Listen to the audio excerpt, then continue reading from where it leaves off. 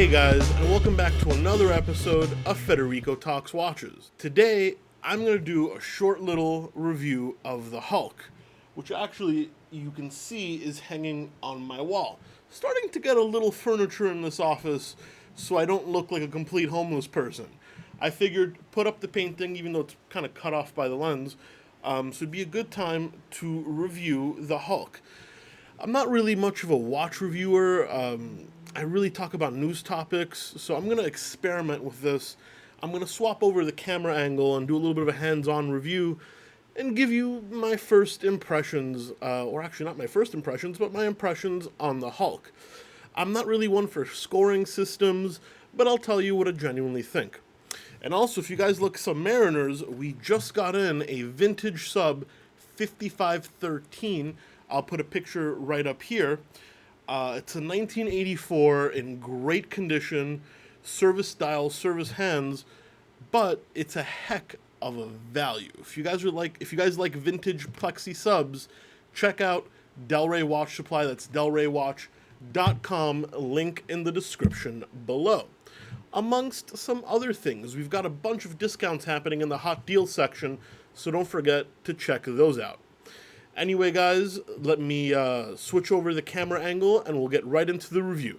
Alright, guys, and here we are with a little bit of a close-up of the Submariner.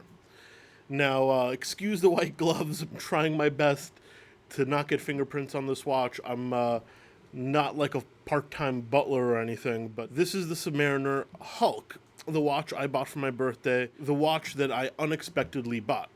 And it's been one of my daily wears. Now, what can I say about this?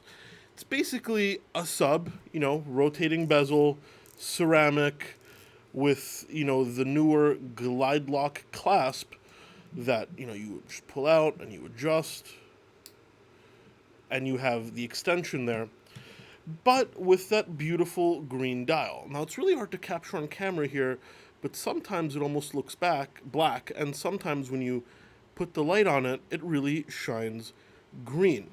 The finishing, well, it's interesting. The old style Submariner had bevels right here on the lugs. These are just straight with no transition between polished and brushed, and it's got a lot thicker lugs as well. However, the quality of the brushing and the quality of the polishing is rather good.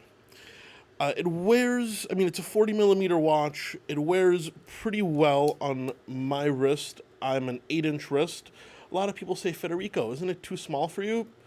Honestly, no, not at all. It's the perfect size in my opinion. Now, there's not a whole lot to say about it. It's a fantastic watch. 3135 movement. It's anti-magnetic. It's got the silicone hairspring, 904L steel. The ceramic is virtually scratch resistant. The applied white gold hour markers and hands are also great. There's really not a whole lot that can be said badly about this watch. Now, I think the black Submariner is a little bit common.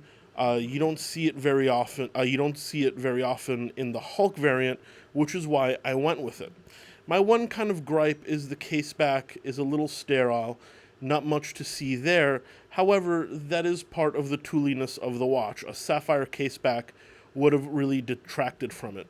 It's got a screw-down crown, which, great for the 300 meter water resistance of the watch.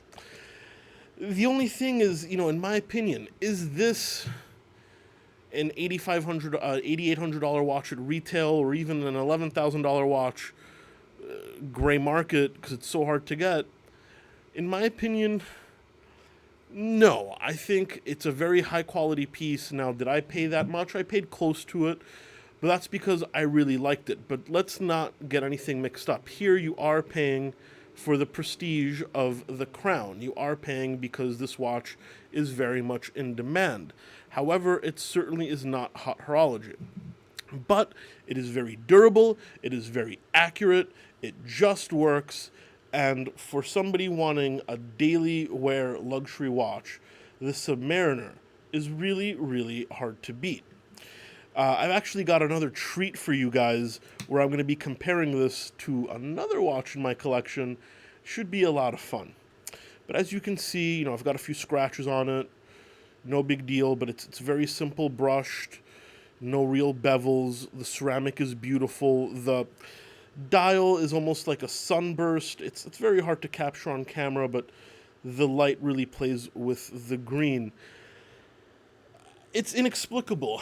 I mean, I know this is not the best bang for the buck watch out there, but I really enjoy it, and for that, it really does find. Whoop! Excuse my glove there. It does find a lot of wrist time. Anyway, guys, that was a mediocre attempt at a review, so thank you so much for putting up with that. Not really my style or my cup of tea. I haven't done that since the very, very beginning when I reviewed my Pepsi. I think that was my first ever video. But yeah, those are my impressions of the Hulk. Beautiful watch. It was super interesting to me because I'm in love with the green bezel. I'm in love with the green dial. It's very, very rough and tumble. I never have to worry about it. It just works. But at the same time, it's not exactly the biggest watch geek watch out there because, it's a steel Rolex sports model. And, what that means is fantastic and durable watch, but at the same time, nothing particularly special. And I don't want that to sound bad because it is a great watch. But, you have a lot of interesting choices, and Rolex is one of the more common ones. However, that being said, I voted with my dollars, and I purchased it, and, where is it? It's somewhere on my desk. Oh, there it is. And, I really, really enjoy it. So, guys, thank you so much for sticking around for another episode of Federico Talks Watches. Please don't forget to like and subscribe. And, of course, we'll catch you in the next one. Take care.